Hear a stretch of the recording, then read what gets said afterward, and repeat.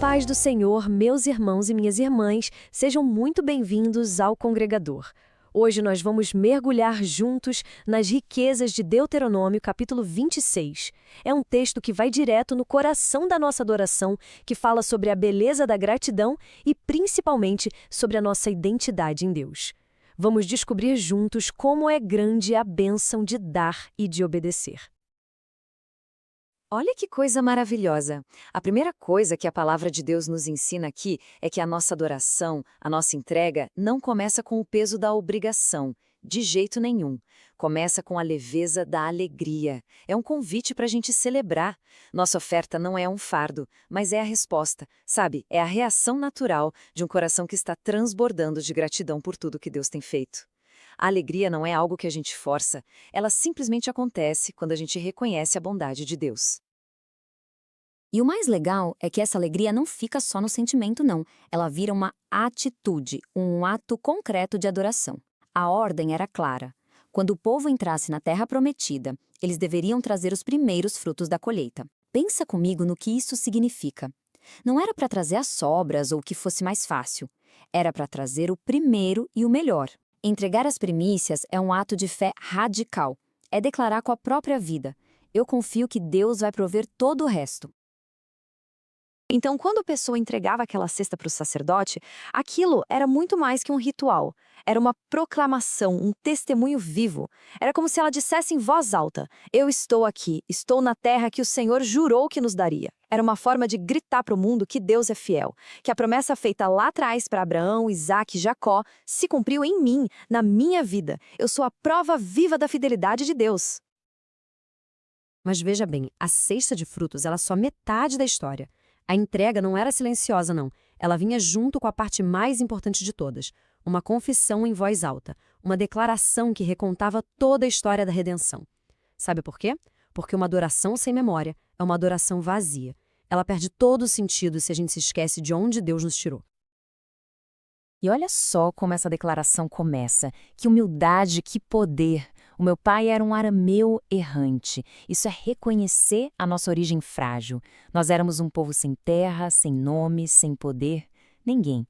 A nossa história de fé não começa com a nossa força, mas com a gente reconhecendo que dependemos total e absolutamente de Deus.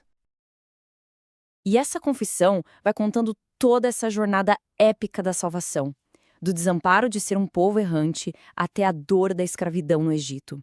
Do nosso clamor, do nosso grito por socorro, até a libertação gloriosa pela mão poderosa e o braço forte do nosso Deus. E, finalmente, a chegada na terra da promessa. Essa é a nossa história. Isso é o Evangelho sendo proclamado séculos e séculos antes de Cristo. Essa imagem de uma terra onde há leite e mel com fartura é tão poética, tão forte. Ela mostra o contraste do deserto para um oásis, da escravidão para a liberdade, da miséria para a abundância. E a lição central que precisa ecoar no nosso coração hoje é esta: tudo que a gente tem, tudo que a gente é, não veio do nosso esforço, do nosso mérito. É um presente que a gente não merecia. É pura graça, derramada pela mão generosa de Deus. Agora o capítulo nos leva para um outro nível. A adoração a Deus não termina no nosso altar particular. Ela precisa transbordar para a comunidade. A cada 3 anos, um dízimo especial era separado. E o propósito era muito claro, muito direto: cuidar uns dos outros, praticar a justiça e a misericórdia que são o centro da lei de Deus. E para quem ia essa generosidade toda que Deus ordenou? Para o levita, que se dedicava totalmente ao serviço do templo, e para aquele trio que representava os mais vulneráveis da sociedade: o estrangeiro, o órfão e a viúva. A lição aqui é poderosa. A verdade da nossa fé em Deus é medida de forma bem prática pelo jeito como a gente cuida de quem precisa ao nosso redor. E depois de cumprir esse mandamento de ser generoso, o israelita fazia outra declaração solene diante de Deus. Era uma declaração de integridade, quase um exame de consciência em público. Senhor, eu obedeci. Não desviei, não esqueci, não negligenciei. Fiz tudo do jeito que o Senhor ordenou. Isso nos mostra o valor que Deus dá a uma obediência que não é pela metade, mas que é completa e sincera, de coração. E então, Depois do povo declarar a sua história, a sua gratidão e a sua obediência, a gente chega no momento mais espetacular do capítulo.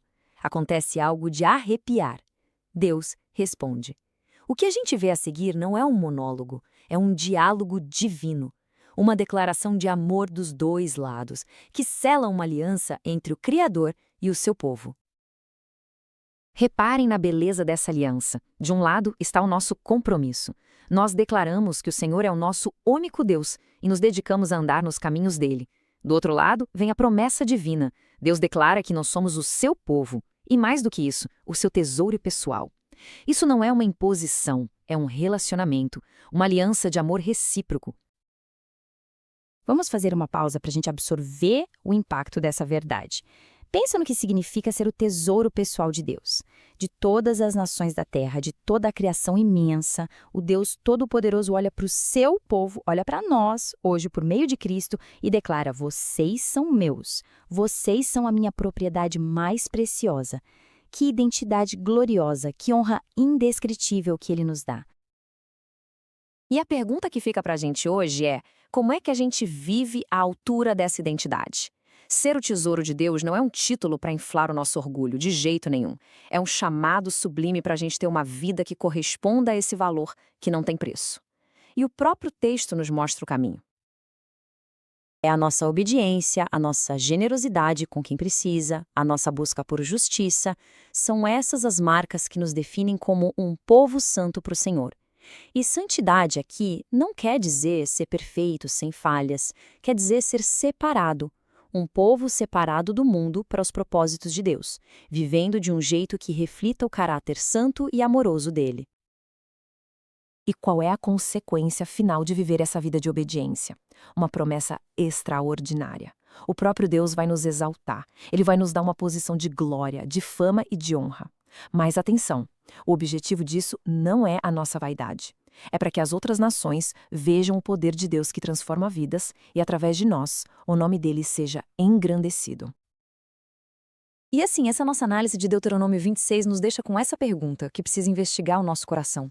Nas nossas finanças, nos nossos relacionamentos, a nossa rotina, a nossa vida reflete essa identidade de ser o tesouro pessoal de Deus?